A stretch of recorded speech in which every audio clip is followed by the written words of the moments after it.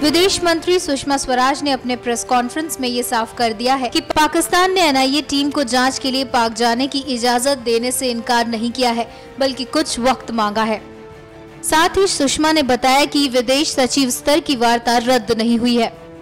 विदेश सचिवों की वार्ता रद्द नहीं हुई है, न हमारी ओर से रद्द की गई है, न उनकी ओर से रद्द की गई है।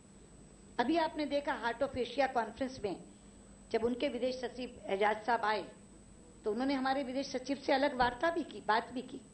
लेकिन इतना तो आप मानेंगे कि पठानकोट जैसे हादसे के बाद सरकार की और देशवासियों की ये अपेक्षा कि उनकी तरफ से कुछ ठोस कार्रवाई होनी चाहिए, ये अपेक्षा तो अव्यावहारिक नहीं है, अस्वाभाविक नहीं है। इसलिए उनकी तरफ से कोई भी अच्छी ठोस कार्रवाई हो जाए, इसका हम इंतजार कर रहे हैं। अब आपने कहा कि उन्होंने तो कर दिया, हमने क्या किया।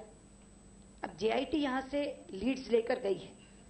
जब एजाज साहब की और जयशंकर जी की बात हुई तो इन्होंने कहा कि एक रिव्यू मीटिंग अब हम कर लें।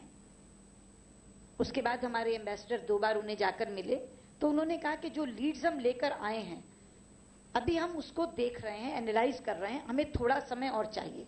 तो NIA को भी उन्होंने इनकार नहीं किया है, उन्होंने सिर्फ ये मैसेज भेजा है कि हमें थोड़ा और समय चाहिए।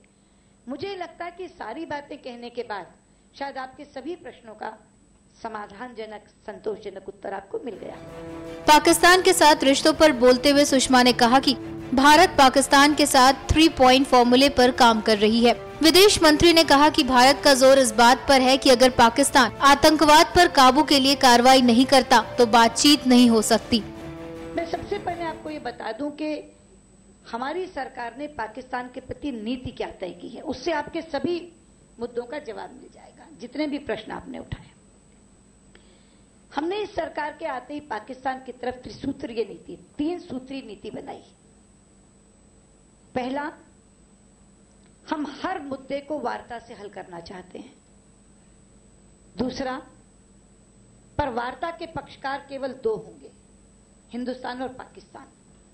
कोई तीसरा देश या कोई तीसरा समूह इसमें भागीदार नहीं हो सकता। और तीसरा, आतंक और वार्ता साथ साथ नहीं चल सकते। आज तक की हमारी पूरी नीति, कोई भी घटना हुई हो, आप इन 3 कसौटियों पर तोल कर देखिए। हम हर मुद्दे का हल वार्ता से चाहते हैं।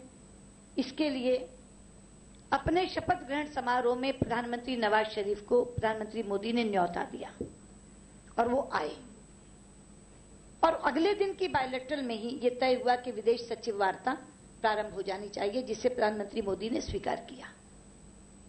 और उस समय की विदेश सचिव ने तारीख भी तय कर दी, वेन्यू भी तय कर दिया।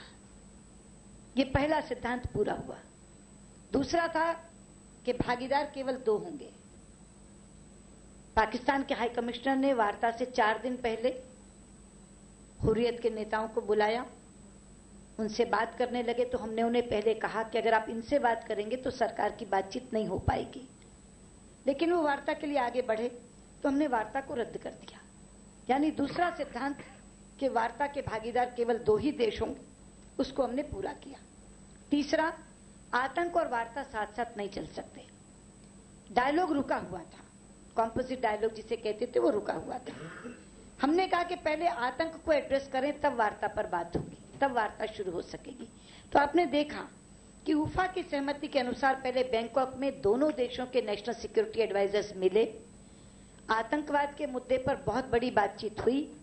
उसके बाद मैं 9 दिसंबर को पाकिस्तान गई और तब वहां हार्ट ऑफ एशिया कॉन्फ्रेंस की साइडलाइंस पे जब बातचीत हुई हमारी, तब ये उसमें से कॉम्प्रिहेंसिव बायलैटरल डायलॉग निकला। तो तीनों सिद्धांत हमारे कि सब मुद्दे वार्ता से हल करना चाहते हैं, वार्ता के भागीदार केवल 2 देश होंगे, आतंक और वार्ता साथ साथ नहीं चल सकते, इन तीनों कसौटियों पर हमारी बात खरी उतरती है। सुषमा ने इस बात पर भी जोर दिया कि पठानकोट हमला और पहले हुए आतंकवादी हमलों पर पाकिस्तान के रवैये में बड़ा अंतर आया है। उन्होंने कहा कि PM मोदी और नवाज शरीफ के बीच के रिश्तों की गर्मजोशी से मुश्किल समस्याओं के हल में मदद मिल सकती है। NMF न्यूज की रिपोर्ट।